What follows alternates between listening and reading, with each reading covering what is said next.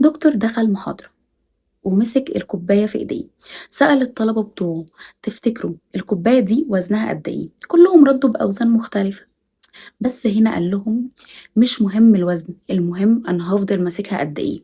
لو مسكت الكوباية دي لمدة دقيقة تمام، مش هيحصل حاجة، عادي، مش هحس بحاجة خالص. طب لو مسكتها لمدة ساعة، لا انا ايدي هتبدأ توجعني. طب لو مسكتها طول اليوم، اه لا انا حركتي هتتشل، هفقد السيطرة، هتقع من ايدي. هو ده بالظبط الكوباية، هي ندمك على حاجة فاتت، زعلك على حاجة فاتت، وهي خوفك وقلقك من اللي جاي. ما تخيل كده لو احنا فضلنا ماسكين الكوباية دي او الهموم دي او الندم ده لمدة دقيقة، ايه اللي هيحصل؟ عادي، مش هحس بحاجة. طيب لو الندم دوت او خوفنا من اللي جاي فضل معانا طول اليوم، ايه اللي هيحصل؟ هتشلي حركتك، هتستنزفي طاقتك، يومك خلص، ما عملتيش اي حاجة وشكرا على كده. ويا ريتها تيجي على يوم، يا ريتها ما تبقاش سنة واتنين وتلاتة.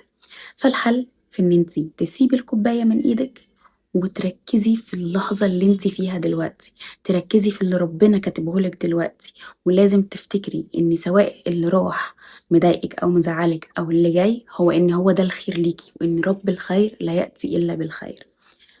في الآخر لازم نقول حاجة مهمة قوي: إن وقتك ملكك، وطاقتك هي أغلى حاجة انتي بتملكيها.